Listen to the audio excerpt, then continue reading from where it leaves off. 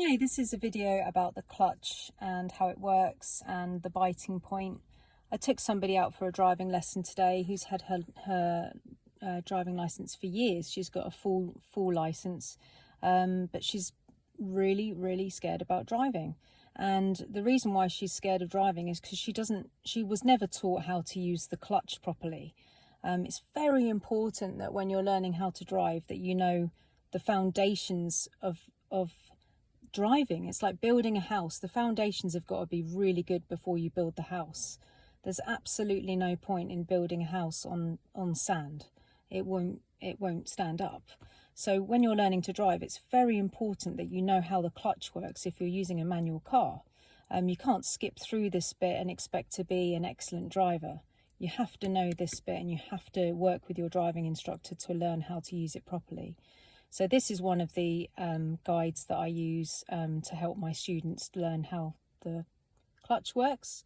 And it's very important that you learn this so you're not trying to sprint before you can even crawl. So the clutch, the biting point. Okay, so inside the car, you've got the two clutch plates like this, two round circles. And this is the foot either going down or up on the clutch, as you can see here. So in this picture now, the foot is going down and pressing down on the clutch completely, which is called disengaged, which basically means that you're pulling apart the two big clutch plates when you press down. So inside the car, this is the drive from the engine. So you can imagine the engine being connected to this pole here.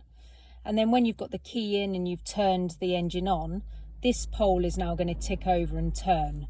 So that pole is going to be turning, and of course turning the clutch plate very quickly here. So because it's disengaged and you've put the clutch down, this plate, which is then connected to the wheel here, is not connected. So if you're on a flat surface, your wheel will not turn because you're on a flat. If you're on a hill and you haven't got your brake on, you will still roll down the hill because your wheel is round. But if you're on a straight surface, a flat surface, then having a disengaged clutch will just make you be still where you are. So this movement of your foot coming up towards you, when you get around about halfway up, it depends on the car that you're driving because the biting point is in different places in every car that you drive. When you get around about halfway up on the pedal, what you're actually doing is you're putting these plates together. So you're actually introducing the spinning plate from the engine to the plate where your tyre is on the other side there. So you're introducing this movement to your tyres, and that's the biting point. So there's different levels of biting point, which I think I'm going to make a different video for, but for now, you're creating the biting point. So the two plates have come together, they've connected for the first time. If you've got your handbrake on and this biting point is decent, you're not going to go anywhere, but you'll be able to feel that this connection has happened because you'll feel it in the car. And if you look at the front of the car will actually lift up. So where your front of your car is here, for example, will actually lift up. And the reason why that's going to happen is because your handbrake is on, which holds the back two tyres only. So when you find the biting point, the front of the car will lift up slightly, showing you that you've got the biting point.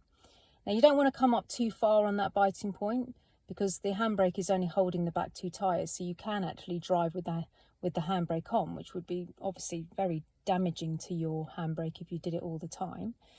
But I'll make another video about that. So we need a biting point which is just touching there. If you've got your handbrake on, you shouldn't be moving at this stage. If you have your handbrake off and you find a very calm biting point, then you're going to be just gently going forward and travelling forward at a low speed.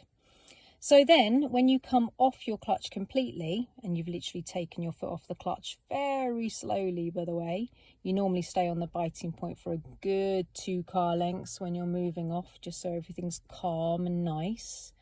And then when you take your foot completely off, this total connection has been made. And then if you were to use the gas pedal, the accelerator pedal, you're going to then spin this pole faster, which will therefore, because the connection's been made, spin the wheels faster. So that's why your wheels are going to turn quicker by using the accelerator, because this connection has now been made from the engine all the way to your tyres. Now you can put your clutch down very, very quickly, very quickly. You can just slam it down. If you're in an emergency situation, you can just put the clutch down instantaneously and open the clutch plate so the drive from the engine can't get to your wheels anymore. And then you can use the brake if you really needed to, and if it was an emergency. But lifting this clutch up must be a slow process.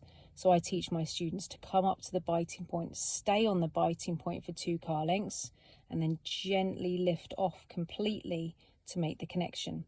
If you don't stay on the biting point for 2 car lengths, the car is not going to like that. You're going to stall, you're going to bunny hop, you're going to have this weird connection of energy like coming through to the tyres like that.